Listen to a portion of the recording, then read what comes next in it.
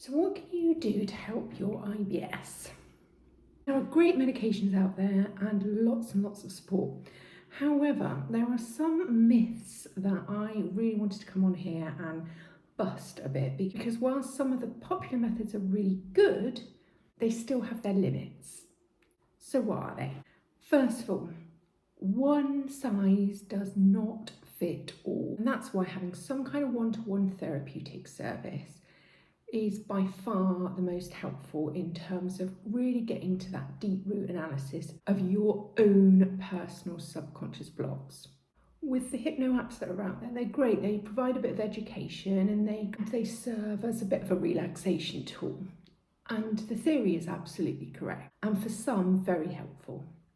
However, whilst I was practicing in that same way, using that guided meditation, there was something missing. Whilst it worked really well for some, it didn't always do the job for others. So what was it that's missing? So Mythbuster 1, lengthy weekly sessions. As therapists, we've always been lulled into this belief that you need a regular pattern of sessions. And usually, depending on how hard the problem is to fix, you might need 10, 12, sometimes up to 6 to 12 months worth of sessions. And to offer 1 hour, and usually 1 hour is 50 minutes because you've got to have the handover. So that's what you give as a therapist to your client. However, what this does, although on the face of it, it seems really manageable financially, so they're charging £100, £150 per session, you've got to go for all of those sessions, however many you need. And even after that, there's no guarantees that that method suits you. Mythbuster 2, the enforced homework. Now, I get it, I've been there, I've done it myself, and it really is helpful to do, don't get me wrong.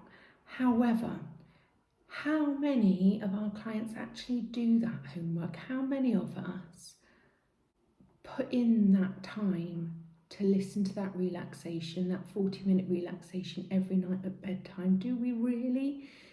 Perhaps if we absolutely believed and trusted that it would work and that we had some kind of absolute guarantee at the end of it, yeah, we might make that commitment. It might be a good payoff. But if we're on the fence in any way, we're not going to do that. We're not going to go home from a session and then in between sessions listen to that audio and then go back for another session and then carry on listening to usually the same audio. Other types of homework might be writing journals, positivity books, and trust me, I've suggested that myself, and they are still really valuable and one way of achieving success, one way of achieving the outcome. However, it's more homework, and our brains, like computers, are built towards efficiency. And that is inherently lazy. So our brain will go to the quickest, easiest, efficient method, which is why we've got the problem in the first place quite often. Is it realistic to listen to the audio, to write the journals, to list the 3 positive things each day? So whilst those homeworks are really valuable and do work for many people, they're not the easiest, and they're not often what our brains are accepting and aligned to do. Mythbuster 3. You have to have face-to-face sessions for therapy to work. You need to build that relationship, that rapport. You need to do the mirroring, the language. You need to be able to be face-to-face to communicate properly. Not at all. Absolutely, I agree that therapy is brilliant face-to-face, but it is just as brilliant online, over Zoom. We proved it over COVID. We were forced to conduct our sessions over COVID. And actually what it disproved was that very myth, that you can't establish that same quality of rapport on screen. You absolutely can. In fact, I would argue that you can do that over a telephone. It wouldn't be my preferred choice of tool, but it's possible. Zoom can be accessed from anywhere, with anyone, at any time. So stop believing that it has to be face to face in order to be successful for you. Mythbuster 4. You have to be hypnotizable. Absolute nonsense. If there were people in the world that weren't hypnotizable, then marketing wouldn't exist, advertising wouldn't work, we wouldn't have cravings, we wouldn't have any kind of subconscious function. I think the real thing that's misunderstood is what is hypnosis and what is trance. We fall into trance many times a day, often hundreds of times a day.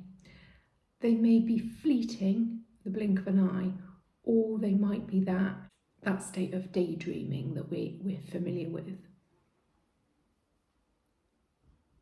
However we experience it, at whatever level of depth it gets, it's all trance. So we are all hypnotizable, or rather, we can all go into trance. We do all go into trance. So don't be fooled by, I'm going to check that you're hypnotizable. The suggestibility tests, they are absolutely not necessary for your issue to get solved. Because ultimately, your problem was created and is stored in your subconscious brain, and that's where it needs to get fixed. And that's where trance happens. Myth buster number 5 is that misconception that our brains need and rely on repetition. Now, whilst it is true that our brains do enjoy repetition and that's how we learn, and the repetition of certain patterns create that efficiency that I was talking about earlier in the brain, absolutely, but it is not necessary. It's not the only thing that works. I've had many clients with various different events happen to them that were one-off. Things like anything ranging from car traffic accidents to being involved in natural disasters, many things that are one-off occurrences. And not always the big dramatic, traumatic things. It could be things like they were stung by a bee when they were younger and they saw how their family member responded to them. They can be big or small, but they're quite often just one-off things that happened that is stuck in that subconscious brain. So if that's the case, why on earth would we need the repetition to unstick it? It just doesn't make sense. So I would argue, and my work shows, so long as you're finding the knots in your subconscious, they can easily be untied. And once untied, they don't exist anymore. Now, there may be several knots that we need to untie, which may need more iterations, but is by no means an essential part of therapy.